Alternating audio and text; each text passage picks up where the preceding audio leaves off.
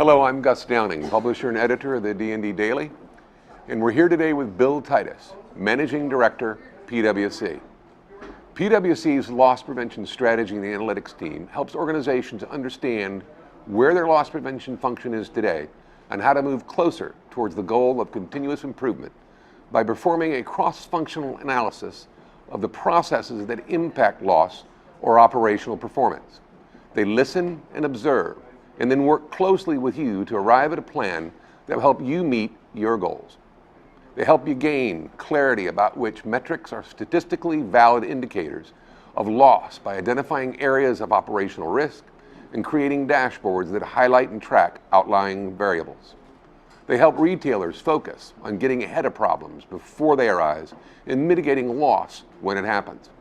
Their framework encourages the integration of loss prevention activities across the enterprise, not just in the stores, and features a dynamic risk-based approach to better align resources allocation. Addressing root causes and audit programs is part of their focus on visibility into the essential components of retail loss. They deliver an end-to-end approach to asset protection, helping you identify and deploy key metrics as well as strategize and prioritize your resources to improve profits and mitigate risk. If desired, they can arrange custom sourcing agreements to supplement your in-house capabilities. With that, I'd like to welcome Bill Titus. Thanks, Gus. I'm glad to be here. Bill, you recently joined this group a year and a half ago or so, and obviously PwC is one of the most respected accounting firms in the world. And my first question I have is, what's the history of their retail LP efforts, and how involved have they been prior to your joining? Well, that's a great question, but I want to back up a little bit because it's really important for the folks watching this to understand that PwC actually is working with over 80% of the Fortune 1000 retail and consumer businesses.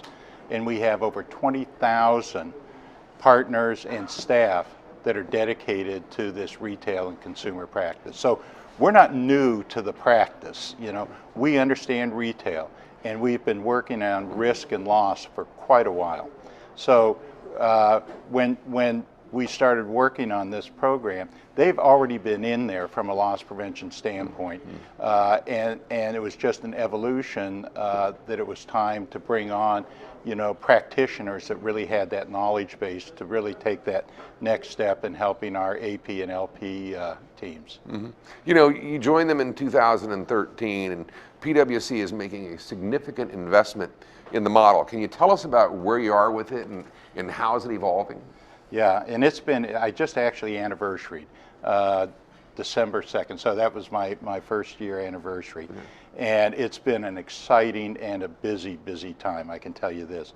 We've been working with our PwC colleagues to get the right resources to help our loss prevention strategy and analytics business. We've been working to continue to develop the tools that we need in the practice, which includes, I think we might talk about a little bit later, our proprietary maturity model. Mm-hmm. And we have been meeting and talking with a lot of the senior loss prevention executives, which is just phenomenal. I am learning so much in working with these smart people. And then we've been doing a lot of work with clients, both we brought in by loss prevention or logistics or finance and such. So it's been just a fantastic year. Mm-hmm. So if I were a senior LP executive and wanted to bring in a consultant to benchmark and take a look at my effort, explain to me what that looks like and what I could expect. Well, typically, I'm going to back up a little bit. Please. Typically, a client, the loss prevention executive, has an idea of what they want. But we would sit down with them and talk to them about, all of the different issues that face a senior loss prevention executive today. I mean, you think about it. Think about omni-channel retail. Think about big data or data analytics. You're talking about inventory integrity. You're talking about, people that want to expand the mandate of their organization. How do they go about it? What does that look like? And then there's a lot of folks that want to understand how their organization matches up from a maturity standpoint to the rest of the industry. And there's so many other things that we talk about when we're meeting with them. But this is the fantastic part of being with PricewaterhouseCoopers, is that they have such a richness of experience and talent that helps us in serving our clients. It's just a very exciting place to be. On your website and in conversations with you, you've really put a lot of emphasis on your client-specific advanced risk analytical model that helps establish variables indicative of loss in organizations. Can you talk to this proprietary maturity model? I mean, obviously data analytics is a huge part of your offering. Yeah, it is, but I wish I had a telestrator here, because I invite anybody who's listening or who will watch this later on to go to www.pwc.com/US/loss prevention, and you'll be at our website, so you can see a lot of the offerings we have. The thought leadership piece is just a shameless piece of advertising. Yes, But go yeah, right something ahead, like please. that. You're on this side now, the vendor world, so. Yes. So to speak. So when we're talking about this proprietary maturity model, what we really do is we take a look at the dimensions that are involved in the loss prevention process, and we do an assessment around those dimensions. And so we would do root cause analysis. We would take a look at the analytics that would help us understand those risks and loss, and help them, in developing, if we needed to, dashboards, outliers, even some predictive indicators. And then that allows us to understand where they are along these dimensions. And then we can talk about, does it make sense for you to move that maturity along that dimension? What's the cost of doing that, and what's the potential return that you're going to get for it? Because there's a lot of folks that are doing just absolutely right, maybe on 10 of the dimensions, and the other ones, there's actually a significant ROI that they can get by moving from maybe a basic to an advanced model. So, I mean, obviously, with joining the PwC team, I mean, it sends an incredible message to the industry that you see the value of the model that brings to the retail industry. I mean, can you talk to that from a global perspective? Where do you see this model fitting in, and who should be interested in your services and your team? Well, the first thing would be people that want to reduce risk and loss and make more money. So that would be the first part of it. I think the people that are interested in, again, when you think about it, we have 20,000 folks that are dedicated to this retail and consumer process. So we have a gigantic piece of resource that isn't available. And if you think about this, think about when you're thinking about omni-channel, when you're thinking about data analytics, when you're thinking about, we have the ability to offer those tools. And a lot of the times the senior executives truly understand what it is they want to do and where they want to go. It's just having the resources to do it. And a lot of times we can provide those resources that help them improve the performance and the profitability of the organization. Certainly the vast majority of your assignments I would assume, come from the C-suite and the established relationships PwC already has in the retail industry. So from a standpoint of building your business and from a devil's advocate's position, how do you respond to the LP executive that perceives your service as a potential threat? I mean, that's your biggest obstacle from an LP perspective, in my opinion, as it relates to building your business from within the LP community. Well, it's interesting.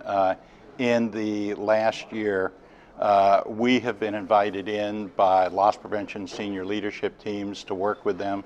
We've been invited in by senior leaders in the financial, internal audit, logistics, and stuff. So I'm not sure I buy the premise of that, but we have a responsibility to make sure we're spending time listening to those senior AP and LP executives, understanding what their priorities are, what the issues are they're working with, and then also, understanding how we can help them maybe advance those processes for them.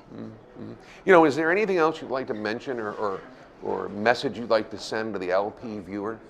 Well, I think it's important, yesterday morning when Matthew Shea kicked off the big show, he talked about this being a seminal, transformational time for retail. Very, very significant. And there's a lot of things that are happening in the industry, the changes that are coming about that quite honestly nobody has a lot of experience with.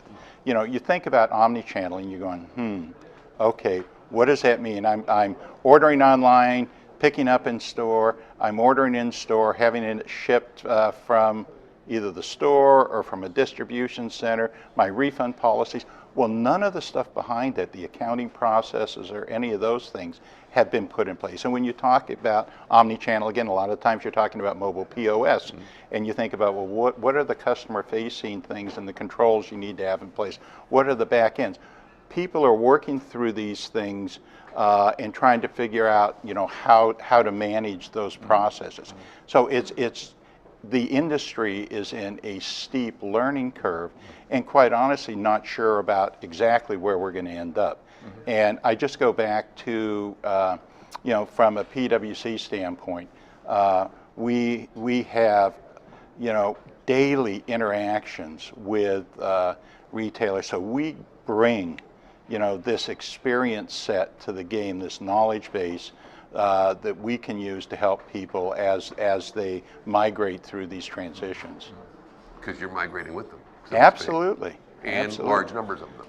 Yeah. When you think about it, you go back to PwC is working with 80% of the Fortune 1000 retail and consumer practices.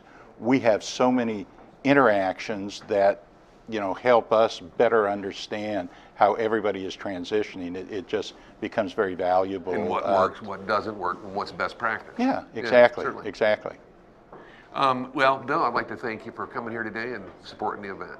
I enjoyed it. Thank you very much, Gus. Yeah, absolutely. All right. Well, that's it for this session. We'd like to thank you for watching. And until next time, let's keep them all safe out there.